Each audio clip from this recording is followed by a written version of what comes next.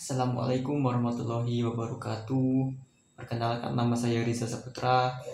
Kali ini saya ingin mempresentasikan graf dan pohon di kehidupan sehari-hari. Baik, mari kita ke pembahasannya. Pertama-tama, saya akan menjelaskan definisi graf.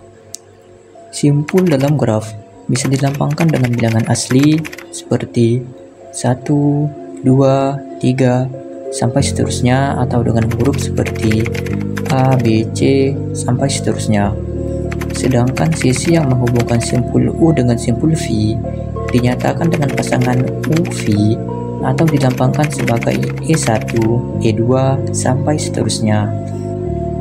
Graf digambarkan sebagai noktah atau simpul di dalam yang dihubungkan dengan garis atau sisi.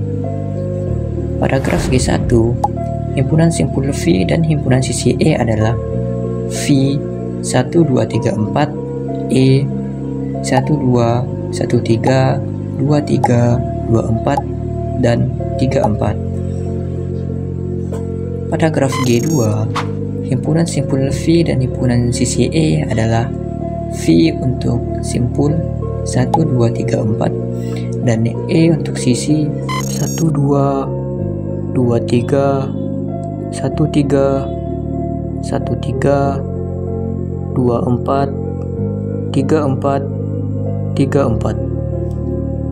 Ini merupakan himpunan ganda.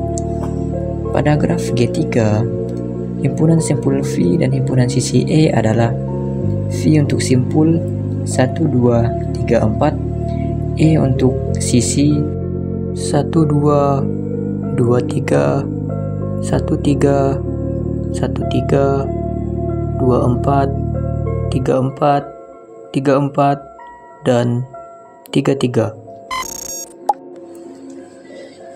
Berikutnya ada jenis-jenis graf. Yang pertama ada graf yang tak berarah. Graf yang tak berarah yang sisinya tidak mempunyai orientasi arah disebut graf tak berarah. Jadi, pada graf tak berarah bisa dapat beroperasi pada dua arah. Pada graf tak berarah, urutan pasang simpul yang dihubungkan oleh sisi tidak diperhatikan. Jadi, simpul U ke simpul V sama dengan simpul V ke simpul U. Contoh di kehidupan kita sehari-hari, misalnya ada orang yang berkirim pesan menggunakan smartphone lewat jaringan. Maka jaringan tersebut dapat beroperasi secara dua arah. Dan yang kedua ada graf yang berarah. Graf yang berarah di mana setiap sisinya memiliki arahnya masing-masing atau memiliki tujuan yang berbeda. Jadi, simpul U ke simpul V tidak sama dengan simpul V ke simpul U. Misalnya di kehidupan kita, ada 3 orang yang mengirim pesan tapi ke orang yang berbeda-beda, tapi memiliki tujuannya masing-masing. Yang ketiga ada graf berpon. Graf berpon bisa disebut juga sebagai graf yang berarah tapi memiliki titik awal dan titik akhir sehingga jalur yang ditempuh tidak bisa dilalui secara bolak-balik sembarangan. Contoh di kehidupan sehari-hari, jalan satu arah di sebuah kota di mana kita hanya boleh dalam satu arah yang telah ditentukan. Yang keempat ada graf berbobot. Graf berbobot yaitu graf yang dimana setiap sisi memiliki bobot. Bobot ini bisa seperti jarak atau waktu yang diperlukan untuk berpindah dari simpul satu ke simpul yang lain. Contoh di kehidupan sehari-hari, kita mengikuti rute di Google Maps, sudah dikasih keterangan dari jarak A ke B berapa dan A ke C berapa jaraknya. Yang kelima ada graf lengkap. Graf lengkap yaitu graf yang memiliki simpul yang saling terhubung dengan simpul yang lainnya. Graf lengkap dengan N buah simpul dilambangkan dengan Kn. Jadi, jika dia memiliki simpul, sisi-sisinya akan saling menghubungkan. Contoh pada simpul 1, simpul 2, simpul 3, simpul 4, simpul 5, simpul 6, maka sisi akan saling berhubung.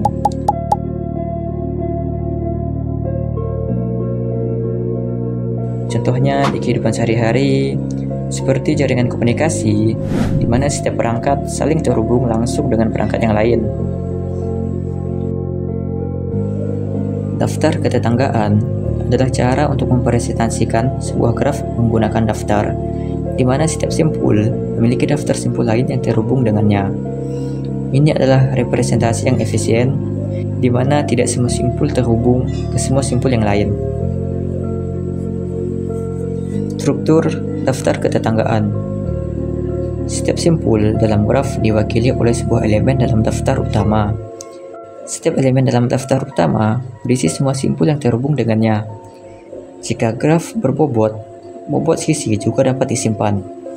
Contoh, misalkan ada graf dengan simpul A, B, C, dan D, di mana A terhubung ke B dan C, B terhubung ke A dan D, C terhubung ke A dan D, D terhubung ke B dan C. Daftar ketetanggaan juga diterapkan di kehidupan kita, misalnya jejaring sosial. Di jejaring sosial, daftar ketetanggaan dapat digunakan untuk mempresentasikan daftar teman dari setiap penggunanya. Hanya menyimpan pengguna yang terhubung, misalnya A menyimpan B. Dan selanjutnya ada pohon. Pohon adalah salah satu jenis graf dalam teori graf yang memiliki dua sifat utama. Yang pertama adalah terhubung.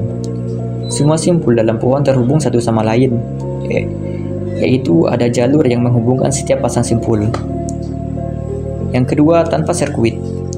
Pohon tidak mengandung sirkuit, yang berarti tidak ada jalur yang menghubungkan simpul ke dirinya sendiri tanpa melewati sisi yang lebih dari sekali.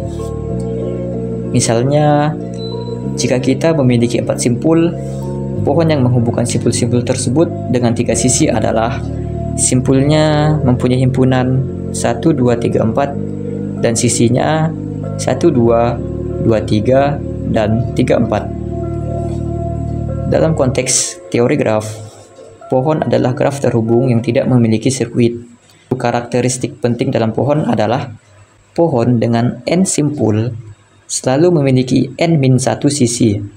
Misalnya, pohon dengan 5 simpul, yang artinya memiliki 5 simpul. Misalnya, pohon dengan 5 simpul, yang artinya pohon memiliki 5 simpul, yaitu 1, 2, 3, 4, dan 5. Dan simpul tersebut dikurangi dengan 1 sisi.